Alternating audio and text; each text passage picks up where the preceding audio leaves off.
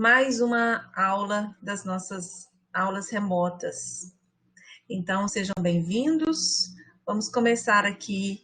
Na verdade, nós vamos dar continuidade para a aula passada, né? Onde nós estávamos falando das etapas do desenvolvimento. Então, eu estava falando de um modo geral para vocês, do desenvolvimento, passando por todos os períodos da vida. E eu terminei na fase adulto-senescência, né? Na semana passada. Então, a passagem da adolescência para a idade adulta é o momento onde se assume mais responsabilidades, compromissos, né? E, em geral, a pessoa está assumindo uma carreira, uma vida profissional, uma família, tendo filhos. Então, a pessoa vai organizar o que se espera de um adulto, né? Responsabilidade, compromisso com outras coisas da vida que não mais só a si mesmo, mas também que se preocupe de construir uma família e de construir uma história própria e pessoal, né? Singular, separada do restante da família. E aí o processo, na verdade, de desenvolvimento, ele começa a decadência. E quando se entra na idade adulta, você vive o ápice, e aí depois começa a cair, de fato.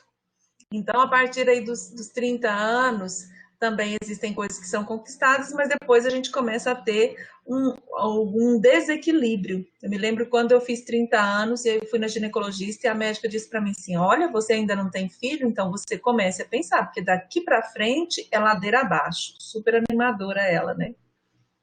Mas, na verdade, nós atingimos o ápice do nosso desenvolvimento físico, e aí vivemos uma espécie de platô, e depois esse desenvolvimento começa a decair, porque começa a agir, são perdas hormonais e uma série de coisas que vão acontecendo.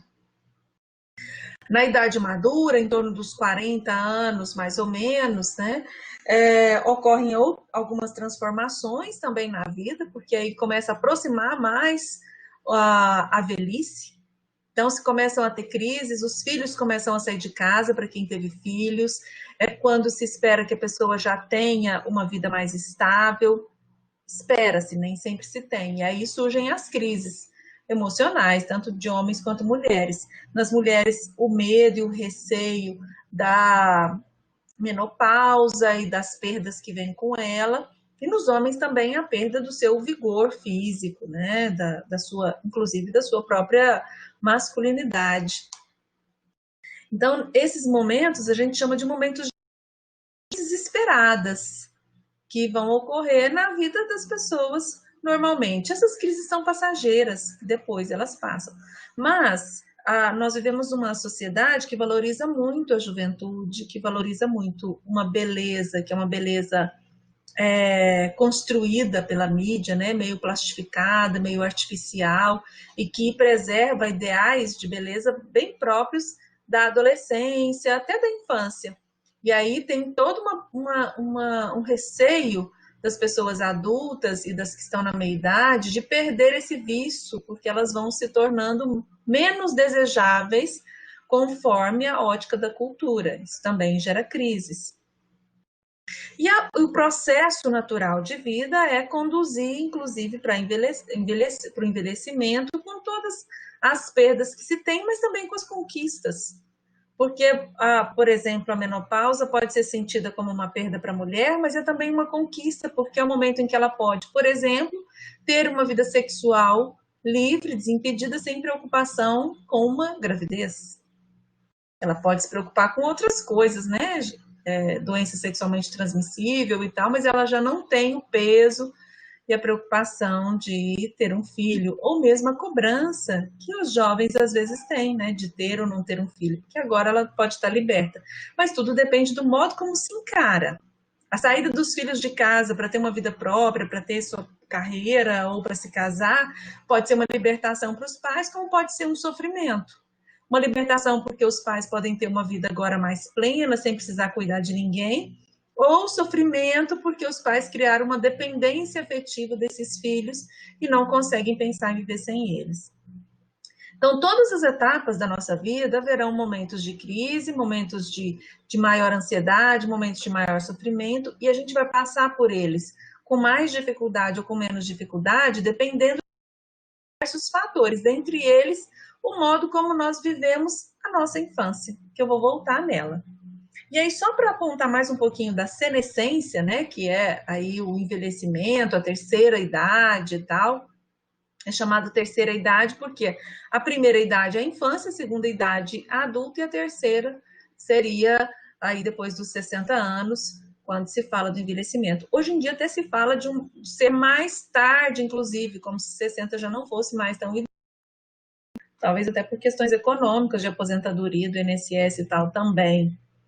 Mas a terceira idade pode ser um momento também de vivências muito ricas, dependendo da forma como foi vivida o restante da vida e de como a pessoa estabeleceu vínculos, relações e construiu isso na sua própria história, tá? Eu acho que sumiu aqui a coisa da gravação. Tem a impressão que a minha grava parada, viu, Ana? E aí, então, de onde vem essa ideia? Normal, tá? Não Não. Não, aqui mesmo sumiu, foi só o destaque. Eu vi aqui que o pontinho tá ali, tá gravando. Estão sendo gravados. Então, eu passei por todos esses processos, agora eu vou voltar um pouquinho para falar sobre a personalidade. A personalidade a gente está acostumado, né, a falar, fulano tem personalidade, ou a personalidade do fulano é forte. Isso é um modo errado que a gente tem de tratar esse termo, porque, na verdade, todo mundo tem personalidade. A personalidade é um termo, né, que tem esse origem na palavra persona, né, uma expressão que se refere à máscara que os atores do teatro grego utilizavam para caracterizar os personagens que representavam. Então, representa o quê? As características da pessoa. Então, a personalidade inclui, né, a constituição física, onde tem as nossas disposições herdadas, que existe sim uma parte herdada da nossa personalidade, que aí a gente fala, porque parece com o pai, porque tem o mesmo jeito do pai, ou o mesmo jeito da mãe, etc. Mas também, e com uma força muito maior, a interação que a gente tem com o mundo. Então, as coisas que a gente aprende, as coisas que a gente percebe, que a gente vai introjetando, vai colocando para dentro e construindo o nosso próprio jeito de ser. Mas existe uma base genética? Existe sim, mas ela pode ser modificada. Então, por exemplo, tem crianças que nascem muito calmas. Criança que chora pouco, que tolera ficar muito tempo sem ser alimentada, que fica tranquila, que não dá muito trabalho. São crianças que são mais receptivas. E isso vai permanecer provavelmente na personalidade delas para sempre. Como uma pessoa mais tranquila, mais tolerante e quando o meio reage a ela, reage favorecendo essas características. Ao contrário, uma criança que nasce com um temperamento, a gente chama isso de temperamento mais intolerante, que chora mais, que reage mais, que tem um comportamento um pouco menos amável e que cansa muito quem está cuidando, acaba sendo dado também de uma forma diferente. A criança que está sempre sorridente, que está calminha ali, a gente fica mais tempo com ela no colo. A criança que é mais enjoada, a criança que é mais chorona, a gente se irrita com ela e quer despachar ela logo, para ficar livre. Então, isso reflete na personalidade da criança. Bom, depende do modo como os pais reagem. Pode ter pais, por exemplo, que tem uma criança muito calminha e eles não pegam ela, deixam ela lá no berço dia e noite. Isso vai repercutir mais tarde no modo que ela vai reagir no mundo. Ou pode ser que a criança seja muito calminha, muito quietinha, e os pais só ficam com ela no colo. Então, a consequência a gente só vai saber mais tarde, na verdade. Mas eu estou dizendo isso só para vocês entenderem que existe uma influência do meio muito grande quando a gente fala do desenvolvimento da personalidade. Então, aquilo que a gente tem de característica herdada, ela vai ser estimulada pelo ambiente ou vai ser não estimulada. Então, dizer que a gente é assim porque a gente nasceu assim ou porque os nossos pais já eram assim é só um modo de escapar da responsabilidade pelos nossos atos. Eu já me observei, por exemplo, que às vezes eu vou pegar um copo e eu pego do mesmo jeito que a minha mãe pega no copo. Isso é de propósito? Não. E eu já vi, porque foi um jeito que eu já vi ela pegar que eu achei errado. E quando eu vi, eu estava pegando igualzinho. Mas por quê? Ela me criou, eu observei o comportamento dela e inconscientemente eu aprendi aquele modo de reagir. Isso serve para o modo de falar, isso serve para o modo de reagir às coisas. Algumas coisas mais, outras coisas menos. Mas então a influência do ambiente facilita muito o desenvolvimento da nossa personalidade. Ana Laura, você vai me falando aí dos comentários, tá? Luana tá falando, mas a sociedade ainda cobra filhos da mulher, por incrível que pareça. Sim, Luana. É um papel social, né, muito cobrado das mulheres de ter que cumprir isso, né? Minha mãe dizia assim que casar era o fim de todas. Fim, assim, no sentido do, sabe, ruim, porque ela achava que não podia escapar desse mal, como se fosse uma obrigação, né, social. Felizmente isso já mudou. Está mudando, mas ainda há uma cobrança muito grande, né? De casar, de ter filhos, de fazer parte desse lugar. Então, falando um pouco mais sobre, né, essas influências ambientais, nós temos o Freud, que muitos podem ter ouvido já falar em algum momento, até porque, né, fica na boca do povo, tem até meme, tem figurinha do WhatsApp, do Freud explica, do Freud pensando, nem Freud explica, porque o Freud foi um neurologista alemão, austríaco, que criou uma teoria que explica muito bem o modo como nós construímos a nossa personalidade. E ele explica como que a gente também reage ao mundo e qual que é o processo mental que ocorre e que faz com que a gente reaja desta ou daquela maneira. Então, para o Freud, as primeiras experiências infantis elas vão ser decisivas para as nossas interações futuras. Então, tudo aquilo que a gente vive, Freud era um médico neurologista. Às vezes eu vejo, meu olho bate ali, só se eu perder. Um médico neurologista. Ele nem era psiquiatra, tá? E aí ele foi estudar a mente humana. E aí ele diz que tudo que as nossas escolhas que nós temos enquanto adultos, elas são resultado das nossas experiências infantis. Parece estranho, mas se vocês observarem, vocês escolhem parceiros, amigos, pessoas que têm muito a ver com a família de vocês e com os pais da gente, né? O modo como a gente reage às pessoas tem muito a ver com o modo como a gente viveu as nossas experiências infantis. Então, a sensibilidade dos pais, né, no cuidado com as crianças nos primeiros anos de vida é muito importante. Então, o modo como eles cuidam, o modo como eles estabelecem as regras, vão constituir a base da nossa personalidade. E aqui nesse slide está falando do superego, mas o superego é uma das coisas que nós vamos falar daqui a pouco. Outros psicólogos, outros pesquisadores estudaram também, né, a personalidade, a constituição psíquica, a teoria freudiana, a psicanálise é uma delas. Um dos que falaram também é o Erik Erikson, e ele tem um estudo que vai falar que os primeiros períodos do desenvolvimento vão ser marcados pelo tipo e pela qualidade da interação. Não muda muito do que o Freud falou, tá vendo? Ele confirma, na verdade, alguns aspectos, mas ele foca mais especificamente nessa qualidade da interação entre criança e o meio.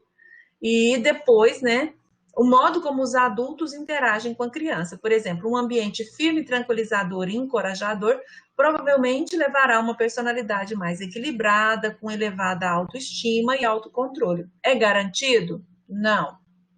Não temos como garantir, porque às vezes os pais criam. Aí tem 3 filhos, 2 são maravilhosos e um é a chamada ovelha negra. Saiu do caminho. Por que isso aconteceu? Tem que estudar cada caso especificamente. porque foram criados pelos mesmos pais, da mesma forma, na mesma condição, mas ele tem uma constituição, lembra que eu falei? Uma constituição que veio antes, uma constituição genética, que vai fazer com que ele reaja ao meio de formas diferentes. Se a gente pegar dois gêmeos univitelinos, quer dizer, tem o mesmo DNA, e criados pelos mesmos pais, eles têm personalidades diferentes. Porque se fosse só uma questão de reação, então todo mundo seria igual. E não é, né? Quem tem irmãos sabe que os irmãos são muito diferentes. E o modo como o ambiente chega para nós, então eu estou aqui falando para vocês, vocês estão ouvindo, cada um no seu espaço, cada um na sua história, e vocês estão interpretando o que eu estou falando e entendendo ao seu modo. Alguns vão falar assim, nossa, isso que ela falou foi para mim. Outros vão dizer, isso não tem nada a ver, nossa, que bobeira é essa, e etc. Por quê? Porque a gente interpreta o mundo, né? O mundo, nós não somos um copo vazio que a gente só coloca coisas lá dentro. Existe uma parte pessoal que vai fazer essa interpretação e que vai lidar com essa situação de um modo muito específico. Deixa eu ver aqui no chat. Tá. Aquele diz que ela que é a ovelha negra. Ser ovelha negra não é ruim necessariamente, hein? Aliás, esse é um termo que não se pode usar mais, né? Porque é um termo inadequado, porque tem toda essa carga aí de negro ruim, né? Se ovelha negra ser ruim. Mas então vamos pensar aqui na ovelha negra como o diferente, aquele que não seguiu o padrão familiar, para a gente não cair nessa, né, nomenclatura aí tendenciosa. Então, Freud, ele vai construir, que é o meu teórico favorito, por isso que eu foco mais nele, porque eu acho que faz mais sentido, e eu acho que vocês vão concordar comigo, porque vocês vão entender isso, vocês vão falar assim, nossa, mas é mesmo. Ele vai dizer que a nossa mente, ela é estruturada, existe então um aparelho mental, ou um aparelho psíquico, que é o modo como a nossa mente funciona. Primeiro ele dá uma explicação, dividindo ele em 3 partes. Uma parte seria a consciência, que é isso que me faz entrar em contato com a realidade. Uma parte pré-consciente, onde ficam ali as censuras, né? O pode, não pode, onde ficam as lembranças mais recentes. E uma parte inconsciente, que eu não conheço, não tenho acesso, e que só aparece de vez em quando, de algumas formas que eu vou explicar daqui a pouco.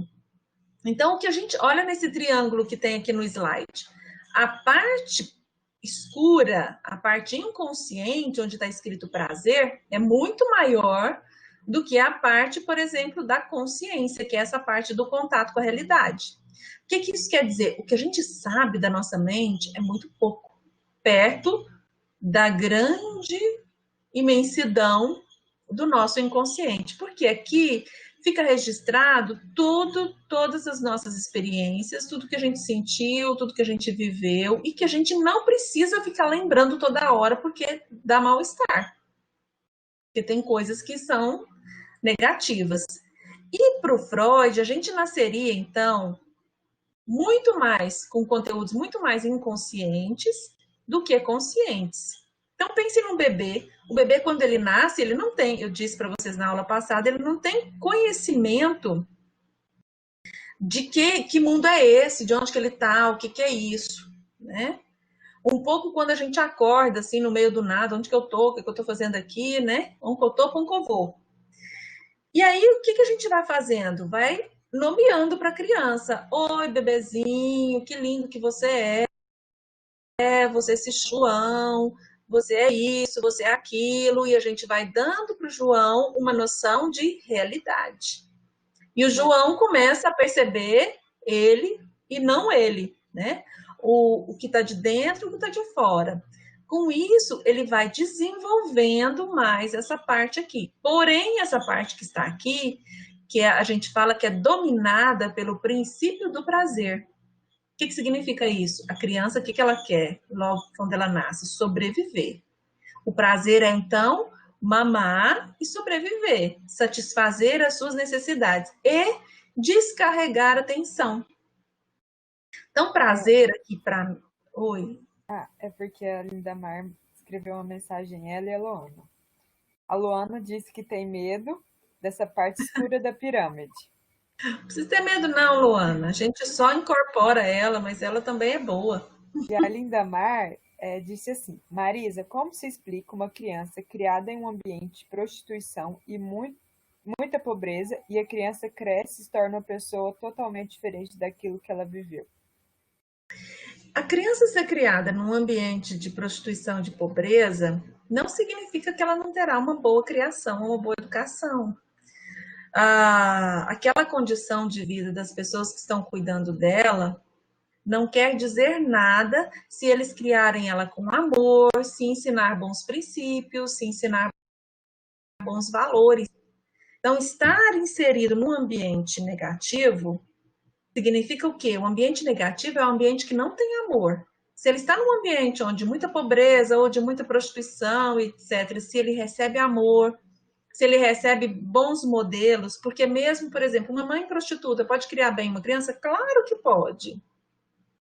Ela pode proteger sua criança. Ela não precisa ensinar esse modelo de trabalho para a criança. Ela pode, inclusive, dizer para a criança: eu quero que você cresça para ter uma vida diferente desta, que você possa se transformar e transformar a sua realidade e desenvolvê-la para isso. A gente tem que, às vezes, a gente vai com muito preconceito quando olha para essas coisas, né? Preciso entender o que é isso, né? Desse ambiente nocivo. Ser prostituição não necessariamente é um problema. Agora, um ambiente de muitas drogas, de uma pessoa usuária de drogas, por exemplo, é mais difícil do que um ambiente de prostituição. Por quê? A pessoa que se for uma mãe usuária de drogas, ela vai dar pouca atenção para a criança. Ela talvez esteja mais preocupada com o uso da substância do que com o cuidado da criança. E às vezes uma mãe prostituta é o trabalho que ela tem, é o que ela consegue fazer, é o modo dela ter dinheiro, ou talvez porque ela gosta dessa atividade, X, né? Cada um é cada um. E ela cria seu filho com muito afeto, com muito amor e desejando para esse filho modelos de vida diferente. Então essa criança pode crescer completamente. Tem muitas histórias, a gente fala isso de resiliência também.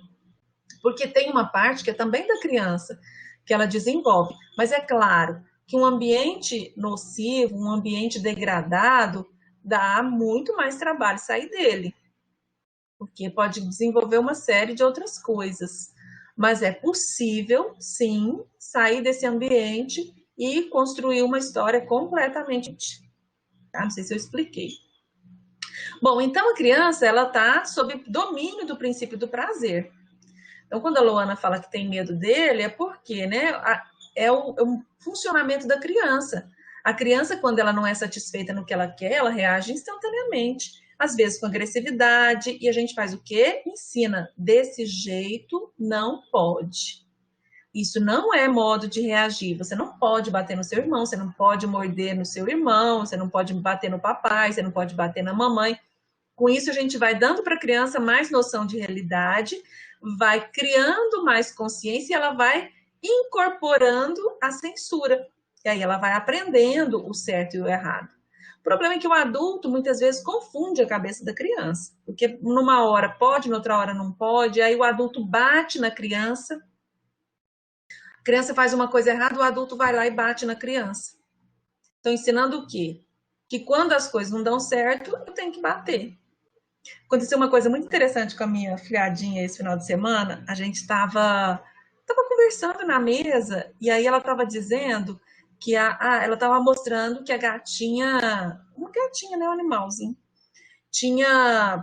fez alguma coisa lá, né? Aí eu falei, que gatinha custosa, né? Mexeu no brinquedo. Aí ela olhou para mim e falou assim, ela tem 2 anos. Aí ela pegou chinela e saiu para ir atrás da gatinha, porque a gatinha era custosa, então ela tinha que apanhar. Eu falei, não, por que você tá com essa chinela na mão? Aí ela, custosa, a gatinha custosa. Porque a mãe dela bate, ela conta muito. Que a mãe bate nas irmãs, que bate nela e tal. E aí a gente entende que ela já está desenvolvendo um modelo. Todas as vezes ela vem, ela quer pegar a chinela, ela conta. E aí a gente tenta desconstruir. Mas é difícil desconstruir uma coisa que é vivida dentro da própria casa dela, tá? Depois o Freud acha que essa teoria não está explicando muito bem, não. E ele melhora ela para explicar o funcionamento da mente, criando o que ele chama de segunda teoria ou segunda tópica, que vai dividir entre id, ego e superego, que são os 3 sistemas da personalidade que eu vou explicar já, tá? Então, eu estava falando do inconsciente, que é essa parte aí que a Luana teme. A gente teme também, porque o inconsciente trai a gente. De vez em quando escapa. E aí, algumas coisas que a gente deseja vêm, né? A gente faz sem querer, esquece alguma coisa.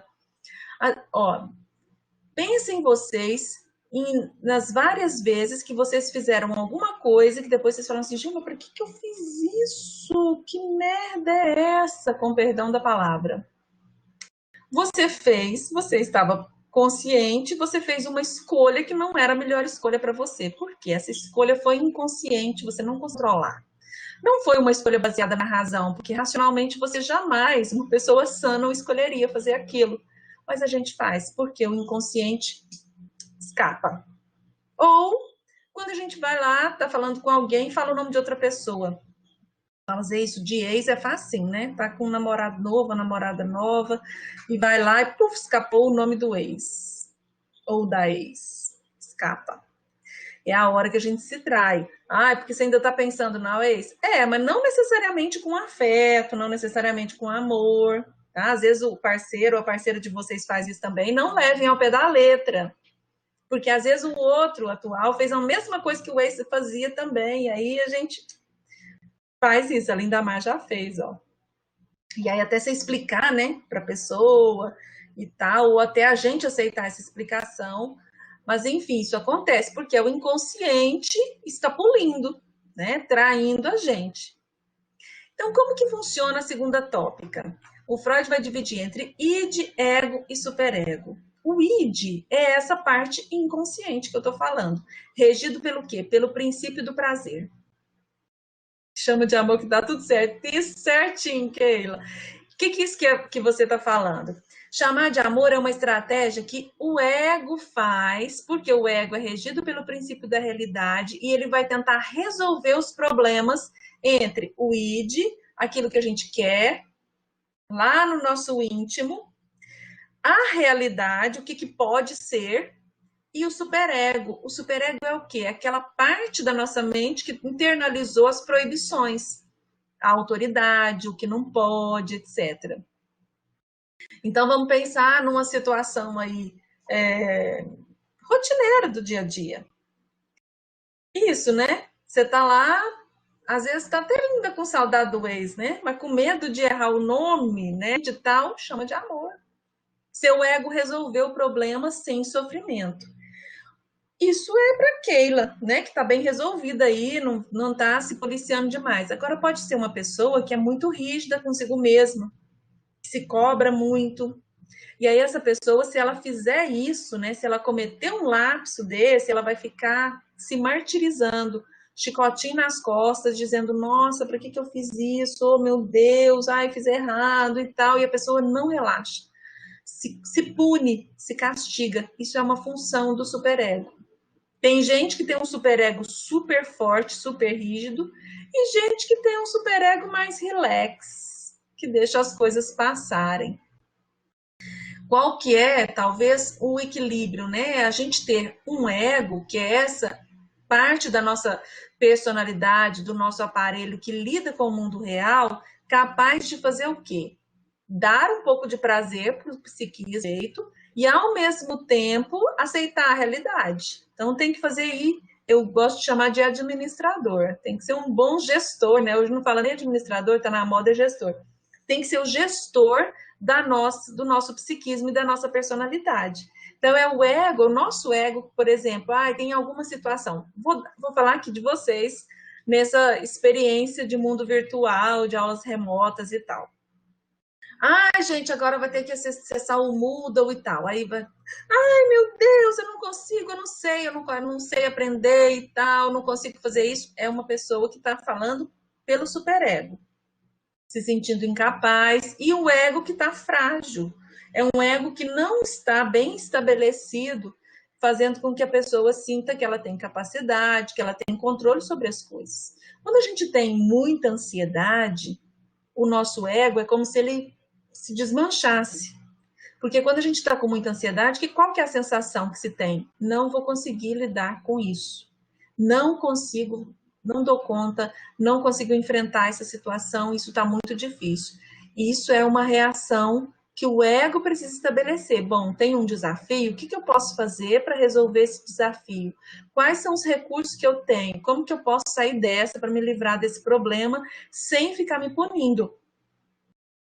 Sem ficar sofrendo muito com isso. Então, são situações que vão mostrando como que a nossa personalidade funciona. Agora, tem gente que não consegue abrir mão do prazer.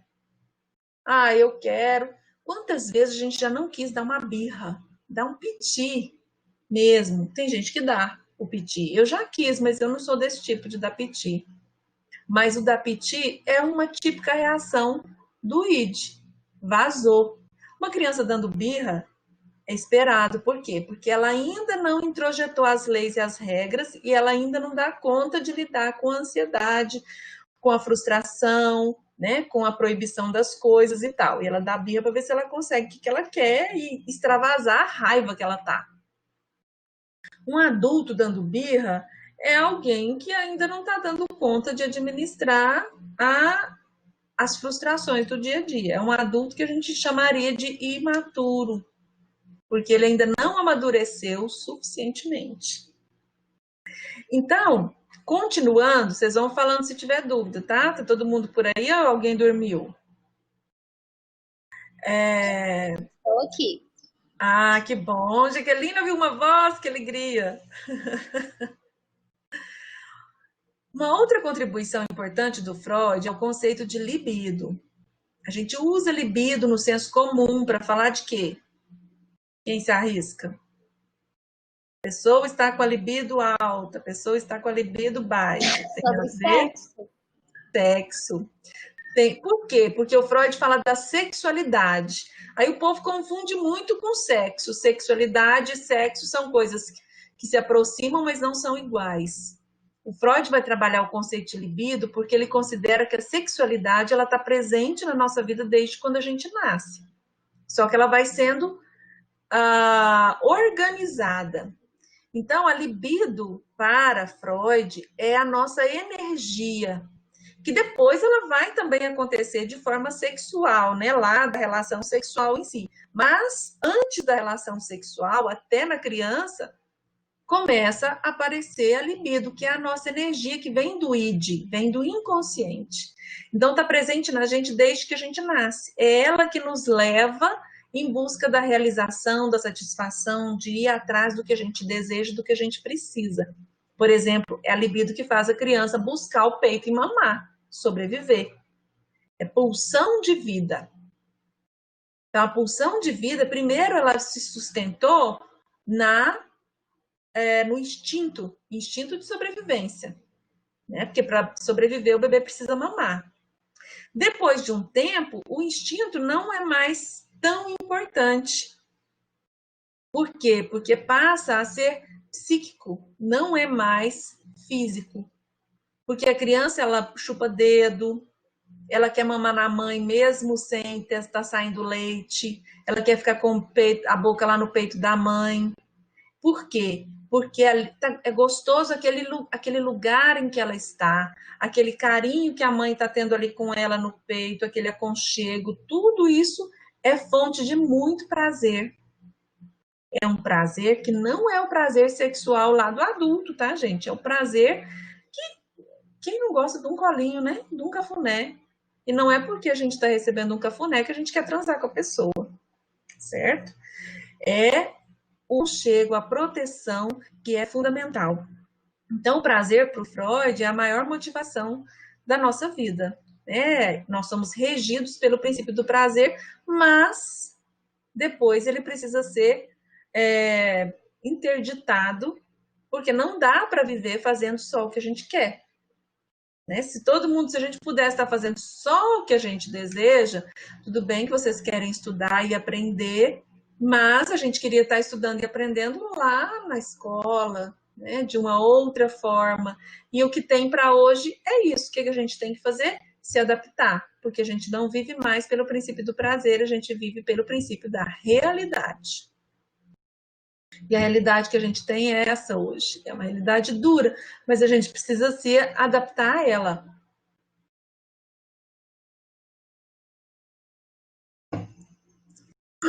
E aí o Freud vai dizer que se a libido, né, nasce com a criança,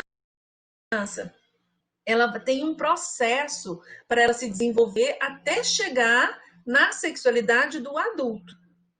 Então, a libido como energia, ela vai se localizando, ela vai se fixando em algumas partes do corpo, e especialmente as partes do corpo que são mais importantes naquela etapa do desenvolvimento. Então, existem fases, né? A primeira fase se chama fase oral. Por que é oral? Porque vem da boca. Então, isso para vocês é importante conhecer sobre a fase oral, por quê? Porque vocês trabalham com isso, com boca. Então, a criança que vai chegar lá com não sei como é que chama aqui, o céu da boca, chama palato? Não sei, vocês me falam. Que tá lá já tendo deformação, porque tá com o dedinho na boca. E o dedinho, sai alguma coisa do dedo, gente? Como é que explica uma criança chupar dedo? Como é que você explica uma criança mamar bico? Não sai nada do bico. A criança, quando está mamando o bico, quando está chupando o dedo, ela está obtendo um outro tipo de satisfação que não é a satisfação da sobrevivência. Daí dá para entender o que é a libido e o que é a satisfação, que é uma recordação, que é uma reviver aquele momento muito gostoso e mágico da nossa vida, quando a gente estava ali aconchegado no colinho de mamãe, sendo protegido e sem nenhuma preocupação com nada. Esse momento, né, da nossa vida é um momento que a gente idealiza, inclusive, né? Porque muitas vezes quando a gente está cansado, quando a gente está cansado da vida, do mundo, das pessoas, tudo que a gente queria era um colo para a gente deitar e ser aconchegado, sem fazer nada. E isso, Lindamar, roer unha é fase oral, fixação, a gente fala de fixação na fase oral, que está obtendo prazer, tudo que obtém prazer na boca. Isso aí mais tarde pode ser uma compulsão alimentar, uma compulsão por bebida, porque vem prazer pela boca. Já viu uma pessoa fumar, gente? A pessoa, quando ela fuma, a pessoa fumante, né? Vou simbolizar aqui, ela pega o cigarro lá, põe na boca, você já viu a cara que a pessoa faz? Quando ela dá a primeira tragada, é quase que um orgasmo de satisfação que ela sente ali naquele momento. Porque está ingerindo fumaça? Claro que não. É por outras coisas. Isso, paninho também. O paninho, ele vem mais tarde. Tem gente que dá o paninho com o bico, o menino fica com o bico na boca, esfregando pano no nariz, né? Olha, gente, isso é feio demais. Vocês não façam isso com os filhos de vocês, não? Tá? Não precisa disso. Não tem necessidade. Mas por que os pais Professora, você é mãe? Eu não. Então é por sempre isso. tem essa pergunta. Sempre tem. Ah, você é mãe, por isso que você fala isso. Eu vou dizer por que os pais fazem isso. Por quê? Para acalmar a criança e ter sossego, não é, Jaqueline?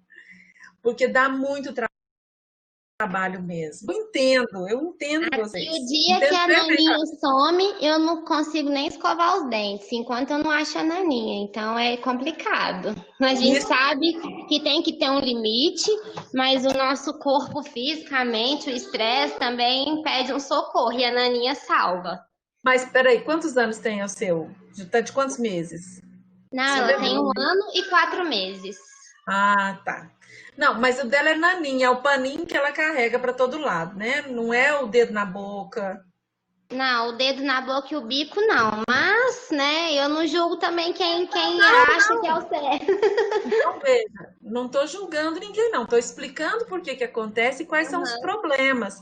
Mas a gente entende quando é impossível. Não tem nenhum preconceito. A criança está chorando demais, dá o bico para ela, né? Pelo amor de Deus, ninguém merece.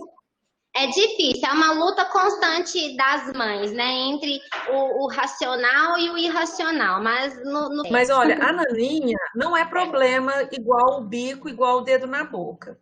Se a criança está precisando disso, é alguma coisa que precisa ser entendida. Às vezes é só um hábito que os pais acharam bonitinho no começo e deixou fazer, não é para acalmar a criança. E a naninha, eu vou falar, a naninha é só se ela ficar com ela na boca. Mas aqui nesse caso, não, a naninha não tem a ver com a fase oral. Eu já vou explicar isso, espera só um pouquinho, tá? Para você não ficar tão brava comigo para dizer que você está muito errada, mas não tá não com a naninha, tá? Tanto é que hoje se vende, né? Tem umas bonequinhas que já vende para isso, para dar para criança. E é justamente para isso que você fez instintivamente. Mas deixa eu chegar lá. Ainda junta isso, o capitalismo. É isso aí. Mas eu já vou explicar, deixa eu chegar aqui na outra fase. Porque a naninha, na verdade, ela é a substituição da mãe mesmo. Tem muitas mães que fazem o quê? Sem perceber, às vezes tem dica na internet, pega o leite, coloca numa fralda e coloca no berço. Porque a criança sente o cheiro, e o cheiro ele relaciona com a mãe, e a criança se acalma. Não tem problema nenhum de fazer isso. Como também não tem problema de dar o bico, gente, e se a criança chupar o dedo. Agora, chupar o dedo, se você puder tirar, é melhor. Da outra coisa, melhor o bico, porque é mais fácil tirar o bico do que tirar o dedo. Porque o bico é uma coisa que você joga fora, você some, a criança vai chorar um tempo. Agora, o dedo da criança, você vai ficar fazendo o quê? Passando pimenta no dedo da criança? Então, criar mais um transtorno. Então, é mais complicado. Tem criança que mama o dedo lá na barriga, na gestação. Então, é um movimento instintivo que gera muito prazer para a criança, que acalma a criança realmente, e aí é difícil depois da gente se livrar disso. Mas é normal, tá? 1 ano, 2 anos, tá normal a criança chupar dedo, a criança chupar bico, a criança de vez em quando. Porque a criança está obtendo prazer na boca, porque a parte mais importante do desenvolvimento dela ali é a boca, é de onde ela suga, é onde está mais forte a musculatura que nasce pronta. Quando é um bebê prematuro, por exemplo, ele é estimulado a desenvolver essa região para que ele consiga sugar. Enquanto ele está mamando, ele está recebendo afeto, está recebendo carinho. E aí a naninha, ela surge como um substituto da mãe, necessário, porque, como você bem disse, Jaqueline, a mãe não pode ficar disponível para a criança 24 horas por dia. Não pode, tá? Isso também não deve, a mãe precisa ter vida, a mãe precisa escovar os dentes, ir ao banheiro, fazer coisas sozinha. Aí vou virar o ventilador aqui, porque minha garganta está indo para o saco. A mãe precisa ter vida. E é importante que a criança saiba que a mãe não está disponível para ela o tempo todo. Lembra do Erickson, que ele fala assim que é importante a qualidade do encontro entre filho, pai, filho, não é o tempo, gente. Claro que tempo também é importante, mas a qualidade desse tempo. Não adianta eu estar com a criança, ela num celular ou num tablet ou em qualquer coisa assim, e eu no outro. Nós não estamos interagindo, não há contato, e aí isso é um problema. Certo? Você queria falar alguma coisa, Ana? Não, só que a Keila falou que era um trauma, né? Mais na vida da criança. Mas Sim, a pimenta, essas coisas todas, e o próprio obrigar ela a parar com uma coisa que até então não era problema. Então tem que ter cuidado com isso. Então, a naninha, o paninho, ou uma boneca, que você pode dar uma boneca de pano, a gente chama de objeto transicional, que faz a transição e faz a criança se acalmar na ausência da mãe, substitui a mãe.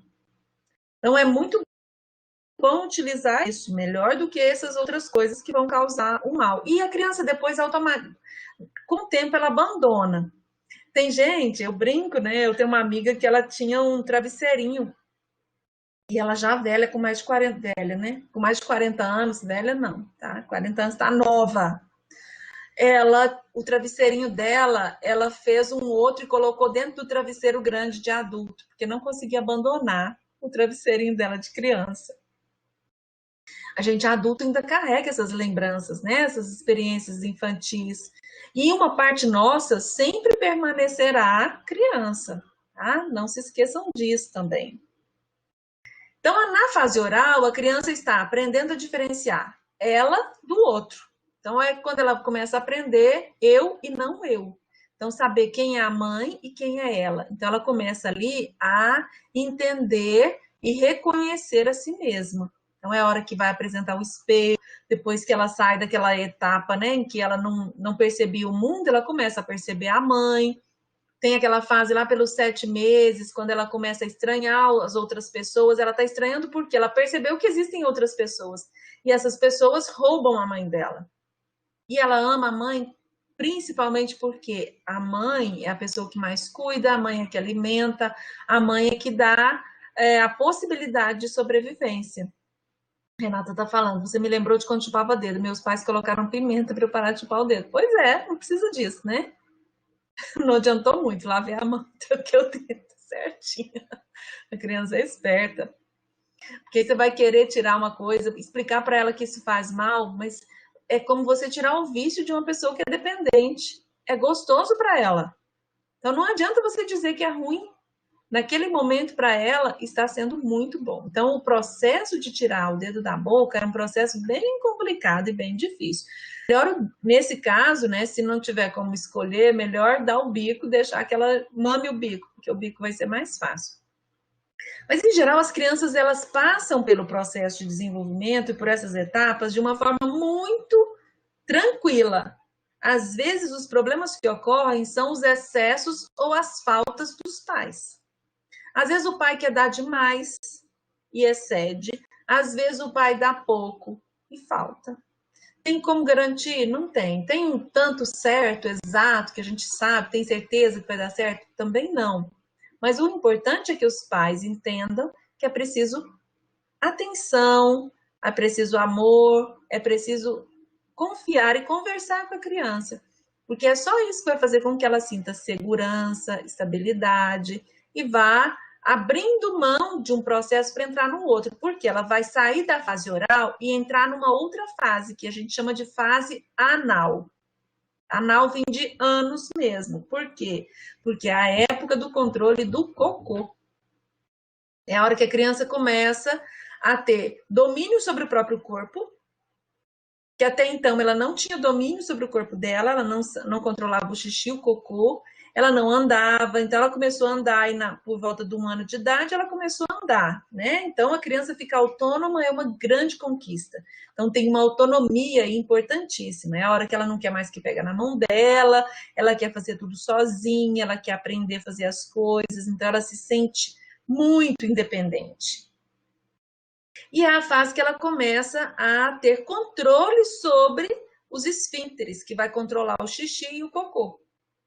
Então, os pais, às vezes, querem ensinar muito cedo, às vezes querem antecipar, porque quer se livrar logo de pagar fralda e etc. Mas não adianta, precisa do tempo da criança, porque o corpo dela tem que amadurecer, não adianta forçar essas etapas. A criança está amadurecendo o corpo dela, ela começa naturalmente a perceber a hora de fazer xixi, agora em reconhecer o xixi. E o xixi e o cocô tem uma importância para a criança porque são produções dela. Então, todo mundo já deve ter vivido, quem convive com criança, em algum momento a criança que virou para ela e mostrou para ela o próprio cocô. Foi lá, quis que você olhasse o cocô, vai dar tchau pro cocô. E aí... a Leopoldina falou aqui, né? A ela e a Renata falaram aqui. Quer que lê? Eu leio aqui. A Luciane falou que a filha dela de 18 ainda não se separou do paninho. É isso mesmo. Meu filho mamou mamadeira até os 7 anos. O que faz quando, por exemplo, a filha de 18 anos não consegue, como que fala, separar do paninho, como se ela diz? Olha, eu não vejo problema nenhum. O problema, se a menina, né, se a filha de 18 anos ainda tá, às vezes tem adulto, não diz que tem adulto que tá lá com seu paninho, a sua lembrança da infância, é uma lembrança positiva. Agora, se isso se tornar um problema, se ela tem 18 anos, não separou do paninho, não quer namorar, não quer ter uma vida fora da relação com a mãe, com a família, e tá parada no processo dela de vida, aí é um caso para preocupar. Agora, não, se ela tem o paninho dela e ela guarda para os momentos de ansiedade, para os momentos de angústia, para se acalmar, não tem problema nenhum, não. Entendi. Tá? É só um resquício, uma lembrança da própria infância. Às vezes a gente pode ter coisas que a gente guarda, tem gente que guarda brinquedos, né? Que guarda coisas da infância. A Leopoldina está falando aqui, meu filho mamou mamadeira até os 7 anos por causa do bico, depois tirei o bico dele, aí ele adotou uma madeira. Quando tirei a madeira, tomou raiva de leite. E até hoje, com 21 anos, ele não gosta do leite. Na verdade, ele ficou com raiva foi de você, mas eu só podia ter raiva do leite, não da mamãe, né? Que tomou o bico dele, a madeira dele. Olha, é muito complicado a gente analisar as coisas assim, sem conhecer a pessoa, sem entender o processo, tá? Então, falando assim, de uma forma bem grosseiramente, no caso aí, especialmente, né, pegando o exemplo do seu filho, a relação com a mãe está muito ligada a isso, né? Ao mamar, mamadeira e etc. E às vezes é difícil para a criança e para o adolescente tal, abrir mão disso, abrir mão dessa relação que acaba sendo transferida para a mamadeira. E no caso ele transferiu para o leite, porque a partir do momento em que ele foi privado de tudo, então não posso mamar nada mais, né? Então não gosto mais de você. Não dá para dizer não gosto mais de você, mamãe, porque você está me fazendo isso, você está me abandonando, né? Então eu vou ficar com raiva do leite. É uma representação simbólica, é uma resistência em crescer. É uma resistência em seguir com a vida. Mas isso é lá do inconsciente, é lá daquela parte lá escurinha da nossa mente, que fica resistindo, porque a gente quer permanecer numa fase em que tudo era disponibilizado para nós, que a gente não tinha que fazer muito esforço. Fazer esforço na vida dá muito trabalho. A gente fica tentando retomar aquele momento da nossa vida em que a gente tinha alguém só por nossa conta. Então, essa é uma fantasia inconsciente presente em todo mundo. Em algumas pessoas, isso é mais difícil de abrir mão. E eu vejo que, às vezes, os jovens de hoje, né, essa geração atual, é uma geração que, às vezes, foi ou muito cuidada, muito protegida e viveu poucas frustrações. Então, eles têm mais dificuldade para tolerar essa entrada no mundo adulto. É uma análise bem crua aqui do meu lado. Não estou dizendo que seja o caso do seu filho, Leopoldina, ou da sua filha, Luciene, mas são coisas que me fazem pensar de um modo geral, né? E essa história da Cristiana eu acho mais assustadora, né? A conhecida de 19 anos que chupa bico até hoje, mas só chupa em casa. Tem alguma coisa aí, né? Que essa pessoa às vezes precisa fazer terapia para conseguir se livrar disso. Já pensou? Ela vai vai arrumar um relacionamento, vai chupar o bico junto perto dessa pessoa? Entender o que significa esse bico na vida dela, né? Por que ela precisa desse elemento, que ela está buscando para ela compreender isso. Então, precisa, às vezes, cuidar, porque isso é uma fixação na fase oral. E uma fixação que não é muito aceita socialmente, porque tanto é que ela faz escondido. Então, pensa bem. A gente tem fixações na fase oral, por exemplo, comida. A gente quer comer muito, não quer? Na nossa cultura, a gente valoriza muito. A mãe serve comida, você vai na casa da mãe para comer, né? Tem a tradição, né, do almoço de domingo na casa da mãe, porque a mãe oferece comida. Isso tudo é representação oral. A gente quer que a mãe faça essas coisas para nós.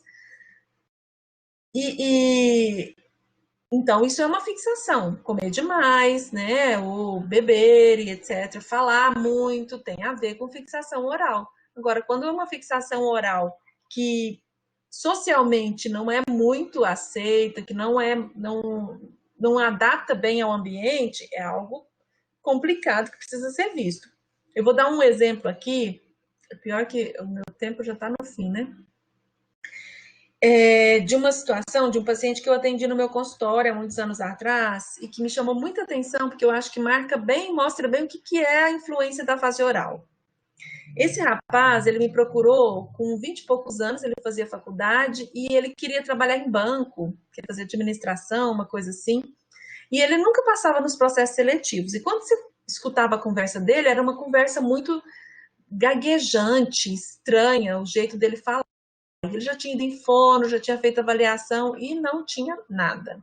Não tinha dado nada, né? Os exames dele, era tudo normal.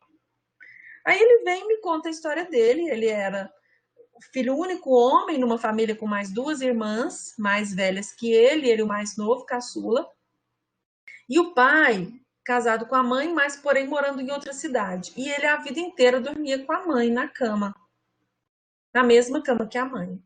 até os 19 anos de idade. Ele dormiu na mesma cama que a mãe. Até que aos 19 anos de idade ele revoltou, rebelou e quis uma cama própria e saiu da cama da mãe. Sempre foi o menininho, filhinho da mamãe, os primos tiravam sarro dele, falavam que ele era isso, que ele era aquilo e tal. E ele conversando daquele jeito. Ele começou a falar, e aí ele foi contando a história, foi contando da relação da mãe com ele, que a mãe muito super protetora, que a mãe muito colada nele, que a mãe brigou com ele quando ele quis sair da cama dela, e o tanto que ele achou ruim, ficou bravo, e ele ficou bravo com a mãe. Quando ele ficou bravo com a mãe, a voz dele mudou completamente. Ele começou a falar sem gaguejar. Aí eu falei para ele, você percebeu, né? Você mudou o jeito de você falar? Porque aí eu percebi, aí ele entendeu, eu percebi, a gente, para resumir, né, tratou na psicoterapia isso.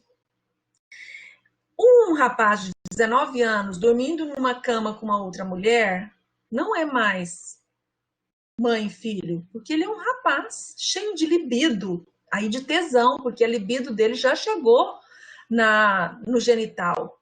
Então ele não pode amadurecer, ele tinha que continuar criança, bebezinho, falando igual bebê, porque se ele virasse homem, ele estava dormindo com a mãe, é incesto, né? É proibido, não pode. E aí então ele não podia crescer. Quando ele se deu conta disso, a terapia dele progrediu, ele mudou o jeito de falar, acabou, né? Aí ele se formou, foi trabalhar no que ele queria e a vida dele mudou. Ele nunca tinha nem namorado, para vocês terem uma noção do quanto que isso era pesado na vida dele. Quer dizer, ele não conseguia se desenvolver, estava preso, né, de uma forma muito... nossa, a Lindamar falou que um caso, olha, eu tenho 30 anos de formada e eu sempre encontro uma história diferente. Essa aqui, um médico de 40 anos que não conseguia nem namorar porque dormia com os pais no meio da cama. Lógico. Só desenvolveu o intelecto, gente. Desenvolveu o intelecto, mas emocionalmente continuava um bebê. Né? Olha onde que ele estava. Como é que ele desenvolvia a própria sexualidade dele dormindo no meio dos pais? Além de tudo, né, era uma homenagem para pensar nisso. Então, aproveitando, né, já que eu estou falando também, não deixa as crianças mamar o dedo, mas não é muito difícil não ceder à tentação também de colocar a criança lá na cama, na cama dos pais. Cuidem disso, tá? Porque 90% das crianças que chegam para psicoterapia, que estão com problemas emocionais, elas dormem com os pais. Problema emocional, problema na escola, problema de aprendizagem, você vai olhar, investigar, dorme na mesma cama que os pais. Não é bom para o desenvolvimento, não é bom para o desenvolvimento psíquico da criança, tá? Então, na fase anal, a criança está aqui precisando o quê? De independência, e ela está aprendendo sobre o cocô e está aprendendo sobre limites, está aprendendo sobre não, está aprendendo sobre asseio. Então, são coisas que marcam a fase anal. E em seguida, né, a fase anal vai acontecer aí durante dos 2, 3 anos, por aí, 4, até ela ter o total controle dos esfíncteres e tal. E aí entra a fase fálica. Então, olha, a libido, ela passou da região oral, vai descer para a região dos esfíncteres, e aí ela vai chegar na fase fálica, quando ela vai para os genitais. Ah, como? A criança, até então, ela não fazia diferenciação sexual, ela não sabia a diferença entre meninos e meninas.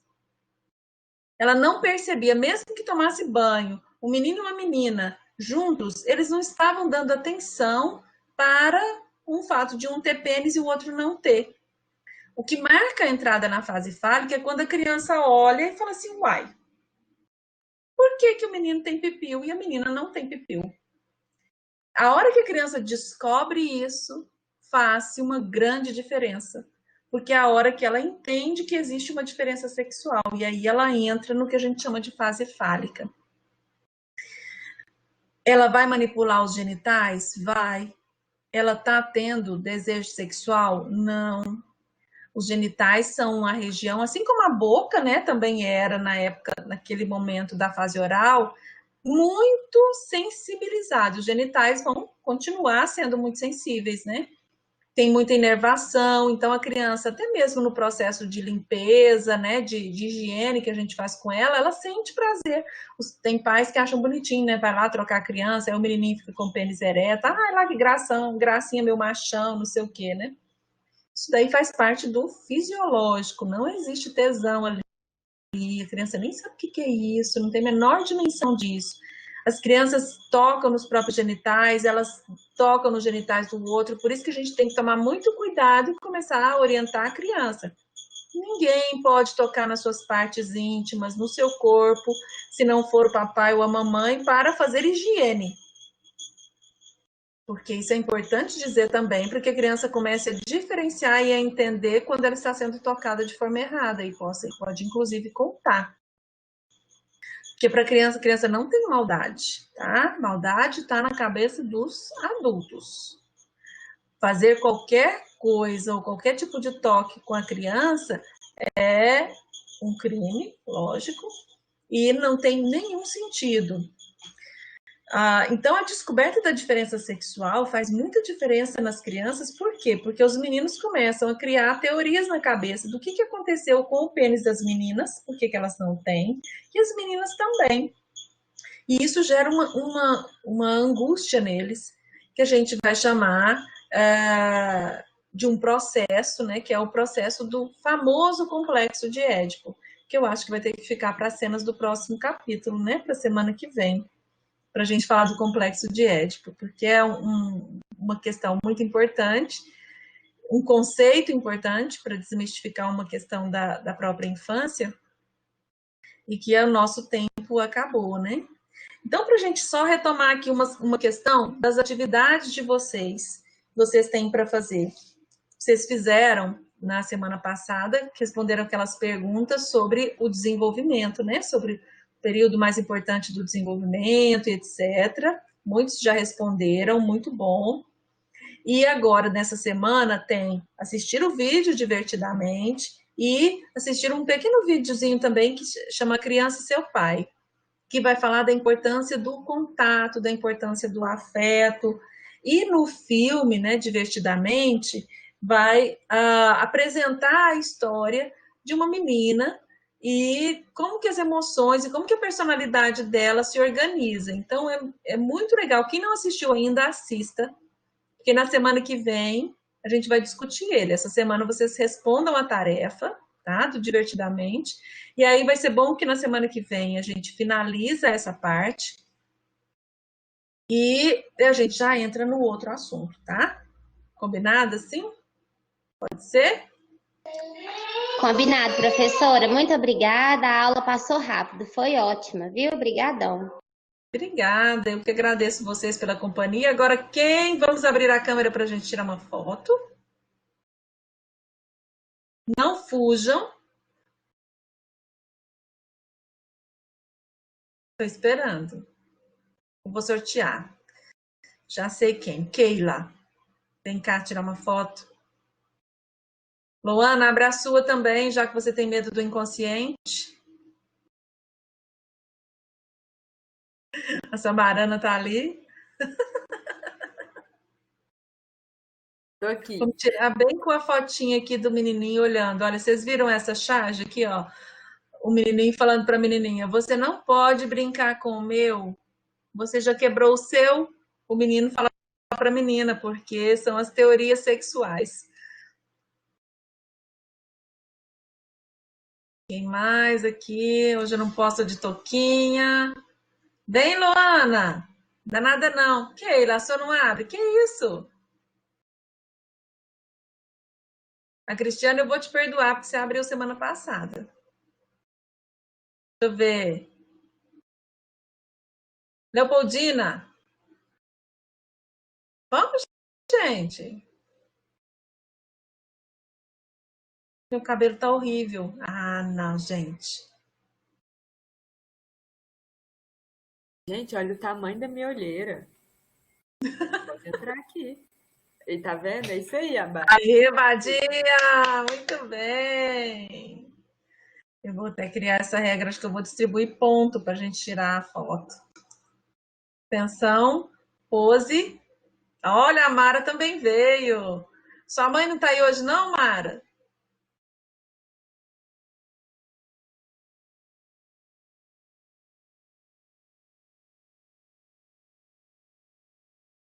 Vou chamar a mãe dela. Aí, vamos tirar a foto. 1, 2 e... Eu não sei se consegui. Peraí. Deu certo. Deixa eu salvar aqui.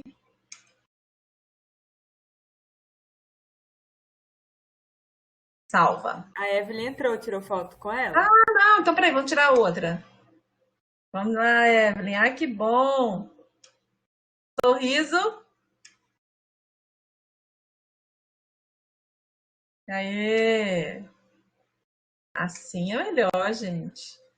Ai, sinto muita falta de ver os alunos. Isso é o mais sofrido. Dar aula sem ver é muito ruim. Dá oi pra sua mãe, hein, Mara? Desligou a câmera. Pode Eu esqueci de parar a gravação, gente. Pode parar a gravação aqui? Pode. Agora eu parei também. Agora deu certo, acho que gravou tudo, não pode sair da tela mesmo. Depois eu vou ver lá se tem como editar para poder mandar. Eu ainda preciso desenvolver essa habilidade. Nossa, edição não é para mim. Ah, é a mãe da Mara.